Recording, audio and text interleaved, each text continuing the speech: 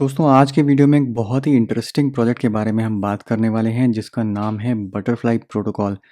Butterfly protocol का game of bitcoins channel पे AMA हुआ था 2 दिन पहले। पूरे के पूरे एएमए की ट्रांसक्रिप्ट आपको मिल जाएगी जो मैंने लिंक नीचे डिस्क्रिप्शन में शेयर किया है। वहाँ पे काफ़ी सारे क्वेश्चंस यहाँ पे आंसर हुए थे, काफ़ी सारे लोगों ने क्वेश्चंस पूछे थे, लाइव क्वेश्चन आंसर सेशन हुआ था। तो प्रोजेक्ट को अगर आप इन डेप्थ में जानना चाहते हैं तो इस एएमए के थ्रू एक बार ज़रूर जाइए। यहाँ पे डाना फार्बो जो प्रेसिडेंट हैं बटरफ्लाई प्रोटोकॉल के, उनके साथ हमने बात करी थी। उनका क्या बैकग्राउंड है, बटरफ्लाई प्रोटोकॉल क्या अचीव करना चाहता है, कैसे आप यहाँ से इनकम जनरेट कर सकते हैं, स्टेकिंग से पैसिव इनकम से कैसे यहाँ पे आप रेवेन्यू जनरेट कर सकते हैं रेगुलरली, ये सब आपको इस ट्रांसक्रिप्ट पढ़ने के बाद मालूम हो जाएगा। अब बटरफ्लाई प्रोटोकॉल बहुत ही पॉपुलर प्रोजेक्ट है, काफ़ी ज़्यादा हाइप में है। यहाँ पे आप देखेंगे इनके ट्विटर अकाउंट पे 23,000 फॉलोअर्स हैं। 4 फरवरी को यहाँ पे पोलका स्टार्टर पे आईडीओ आने वाला है, यानी कि इनिशियल डेक्स ऑफरिंग। उसकी क्या वाइट लिस्टिंग डिटेल्स हैं, क्या प्रोसेस है, वो आप आके यहाँ पे ट्विटर अकाउंट से देख सकते हैं। बट हाइप प्रोजेक्ट की इतनी ज़्यादा है कि यहाँ पे आप देखेंगे तो इन्होंने रिसेंटली जब अपनी एप्लीकेशन ओपन करी तो 88,000 से ज़्यादा एप्लीकेशंस आई हैं इनके पास वाइट लिस्टिंग की। तो इसी नंबर से आप अंदाज़ा लगा सकते हैं कि प्रोजेक्ट की कितनी डिमांड है। अब क्यों ये प्रोजेक्ट इतना डिमांड में है, क्या पर्पस है बटरफ्लाई प्रोटोकॉल का, इस सब के बारे में चलिए डिस्कस करते हैं।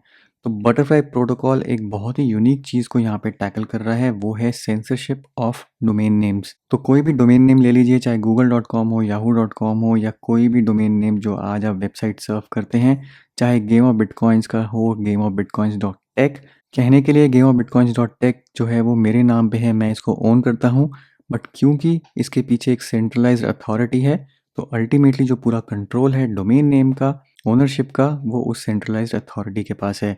मैंने जब ये डोमेन नेम लिया है तो मैंने उस अथॉरिटी को पैसे दिए हैं, कॉन्ट्रैक्ट साइन किया है मेंटेन करने के लिए इस डोमेन नेम को, ताकि वो मैं यूज़ कर सकूं। बट इसमें मेरी ट्रू ओनरशिप नहीं है। अब ट्रू ओनरशिप अगर नहीं है तो बहुत सारी चीज़ें आ जाती हैं यहाँ पे।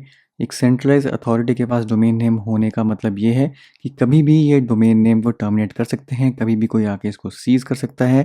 चाहे गवर्नमेंट्स बंद करवा सकती हैं, चाहे कॉरपोरेशंस बंद करवा सकती हैं। क्योंकि ये ट्रू ओनरशिप मेरे पास नहीं है तो मैं बेसिकली डिपेंडेंट बन जाता हूँ उस अथॉरिटी के जो इसको कंट्रोल कर रही है। अब यहीं पे आता है बटरफ्लाई प्रोटोकॉल, जो ऑफर करता है एक ऐसी सर्विस, एक ऐसा विजन कि अगर आप कोई डोमेन नेम ओन करते हैं तो वो आपका ट्रू डोमेन नेम है, आप ही उसे ओन करते हैं, कोई उसे शट डाउन नहीं कर सकता।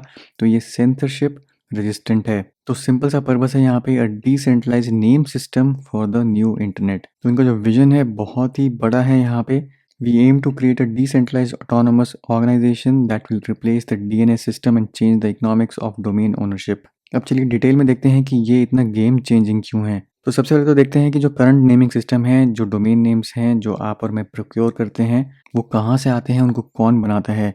तो जो पूरी अथॉरिटी है जो गवर्न करती है वो है internet corporation for assigned names and numbers, ICANN। कहने के लिए ये एक नॉन प्रॉफिट ऑर्गेनाइजेशन है जो पूरा का पूरा ये सिस्टम मेंटेन करके रखते हैं, जहाँ पे ये डिसाइड करते हैं कि क्या टॉप लेवल डोमेन्स होंगे जैसे .com, .org, या फिर कंट्री लेवल के डोमेन्स होंगे। वो सारे जो डिसीजंस हैं वो ICANN लेता है। उसके बाद जो डोमेन नेम की सेल होती है वो होती है थ्रू अ रजिस्ट्रार जैसे GoDaddy, जहाँ से जाके आप नेम खरीदते हैं, और खरीदने के बाद वो आपको दे दिया जाता है। और अगर आप टाइम पे रिन्यू नहीं करते डोमेन नेम तो वो एक्सपायर हो जाता है और वो वापस मार्केट में चला जाता है। पर यहाँ पे अब बटरफ्लाई प्रोटोकॉल इसको कैसे सॉल्व करता है। सबसे पहले तो जो यहाँ पे नाम क्रिएट होगा वो क्या होगा, तो जो हर एक नाम यहाँ पे क्रिएट होगा वो एक बेसिकली इथेरियम ब्लॉकचेन पे टोकन होगा, एक NFT स्टैंडर्ड वाला जो टोकन होता है ERC-721। तो हर एक जो नाम होगा वो एक ERC-721 टोकन होगा, और ERC-233 टोकन जो है वो आसानी से बन पाएंगे। तो इन दोनों टोकन स्टैंडर्ड्स को यूज़ करके एक पावरफुल प्लेटफॉर्म बन जाता है with a built in name and directory. तो इस हिसाब से तो हो गई आपकी टोकन क्रिएशन। उसके बाद आता है यहाँ पे एग्जाम्पल दिया हुआ है गिटहब रिप्लेसमेंट का। अब गिट जो है एक डिसेंट्रलाइज्ड कोड स्टोरिंग के लिए रिपोजिटरी थी, और गिट हब जो है वो बेसिकली एक टूल है जो आसानी से आपको गिट प्रोजेक्ट्स यानी कि गिट रिपोजिटरीज़ को आप आसानी से फाइंड कर सकते हैं।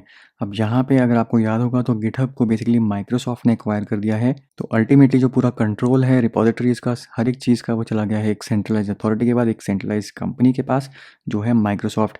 इससे पहले जब तक ये एक्वायर नहीं किया गया था तो अपने आप में गिट जो था वो डिसेंट्रलाइज था।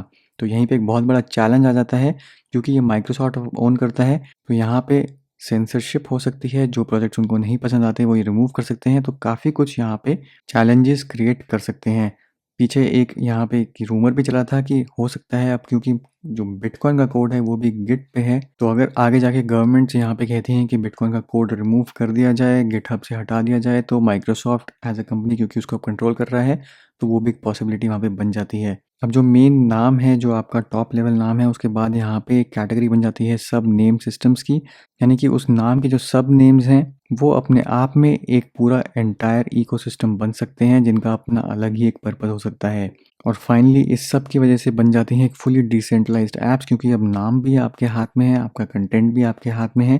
तो यहाँ पे जो आपकी वेब होस्टिंग होगी वो IPFS पे होगी, जो कि पूरा का पूरा एक डिसेंट्रलाइज सिस्टम है। अब यहाँ पे क्योंकि नाम भी आपका एक डिसेंट्रलाइज हो गया, अथॉरिटी आपके पास हो गई, तो वो कभी भी शट डाउन नहीं होगा, कभी भी सेंसर नहीं हो पाएगा। अब नीचे यहाँ पे दी हुई है इन्होंने टोकन सेल की डिटेल्स, तो ये आप आके पढ़ सकते हैं। अगर आप पार्टिसिपेट करना चाहते हैं टोकन सेल में, तो वो कैसे करना है वो सब आप यहाँ पे डिटेल पढ़ सकते हैं। इसके अलावा यहाँ पे कुछ और फीचर्स दिए हुए हैं। सेंसरशिप रेजिस्टेंट है, जैसे मैंने आपको ऑलरेडी एक्सप्लेन कर दिया। डिसेंट्रलाइज कंट्रोल है, ट्रू ओनरशिप है, ये सब मैं आपको बता चुका हूँ।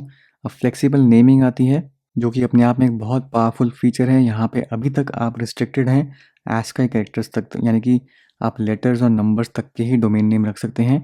बट इस प्रोटोकॉल के इम्प्लीमेंटेशन के बाद आप कोई भी लेटर का डोमेन नेम रख सकते हैं। इनफैक्ट इमोजी को भी एक डोमेन नेम का रूप दे सकते हैं। और आप इमोजीज को कर सकते हैं तो आप किसी भी लैंग्वेज के यहाँ पे डोमेन नेम्स बना सकते हैं। ज़रूरी नहीं है कि आपको इंग्लिश में, लैटिन में ही बनाना है। तो ये मैं कहूँगा एक बहुत ही इंटरेस्टिंग फीचर है फ्लेक्सिबल नेमिंग का। इसके बाद आ जाती है ग्लोबल आइडेंटिफिकेशन। तो आपने एक बार डोमेन नेम बना दिया, एक बार नेम बना दिया, अब चाहे आप उसके ऊपर वेबसाइट बनाइए, चाहे वो डोमेन नेम यूज़ हो आपको एक सिक्योर मैसेज भेजने के लिए, या फिर आपके पर्सनल क्रिप्टो वॉलेट से वो लिंक हो, तो किसी भी चीज़ के साथ आप उसको आइडेंटिफाई कर सकते हैं। आपकी यहाँ पे एक ग्लोबल आइडेंटिटी बन जाती है, आपके हाथ में है पूरी आइडेंटिटी, कोई उसको सेंसर नहीं कर सकता।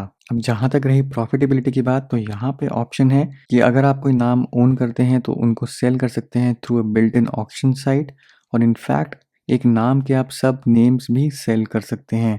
तो अगर आप कोई अच्छा नाम यहाँ पे ओन करते हैं तो उसके सब नेम्स क्रिएट करके आप सेल कर सकते हैं। तो अपने आप में एक बहुत बड़ी प्रॉफिट मेकिंग अपॉर्चुनिटी बन जाती है।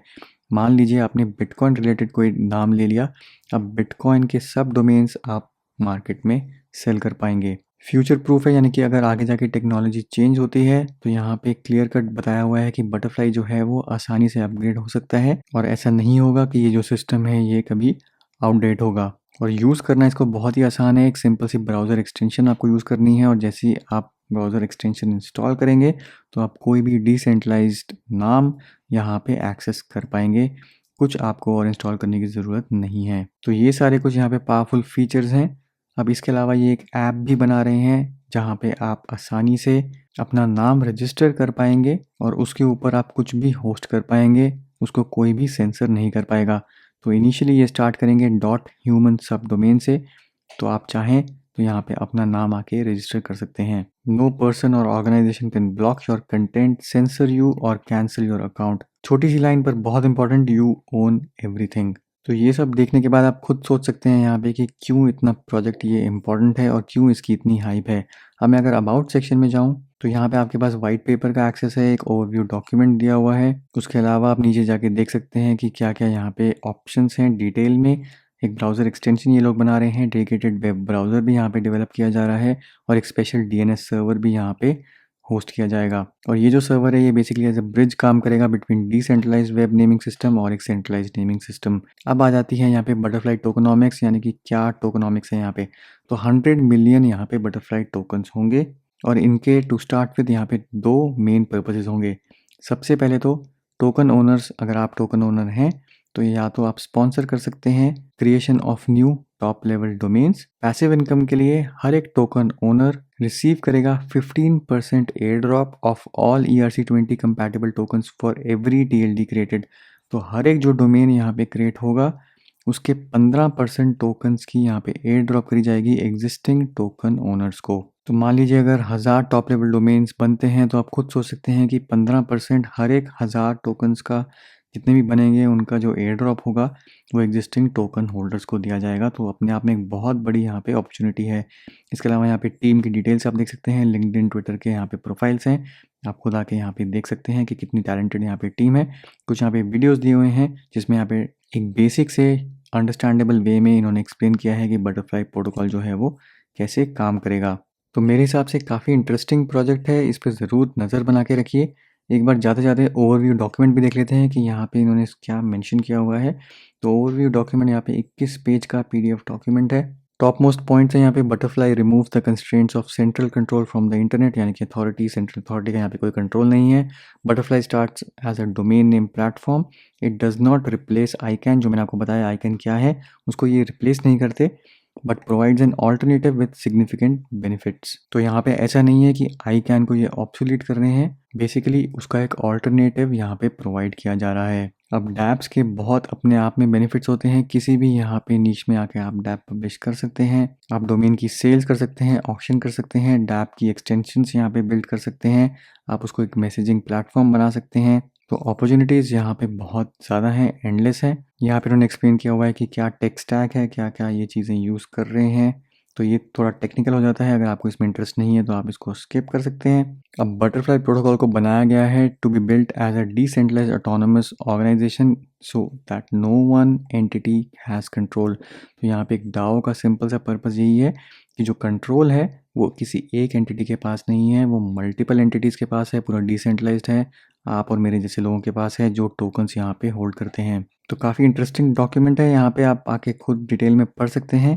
और मेरे हिसाब से अगर आप इस एक डॉक्यूमेंट के थ्रू चले जाते हैं तो आपको पूरा क्लियर हो जाएगा कि कैसे यह टोकन काम करेगा, क्या इनका टेक्नोलॉजी स्टैक है, कैसे आप इस पे बिल्ड कर सकते हैं, और आपको एक पूरा ओवरव्यू मिल जाएगा कि क्या क्या अचीवेबल है इस प्रोटोकॉल के थ्रू।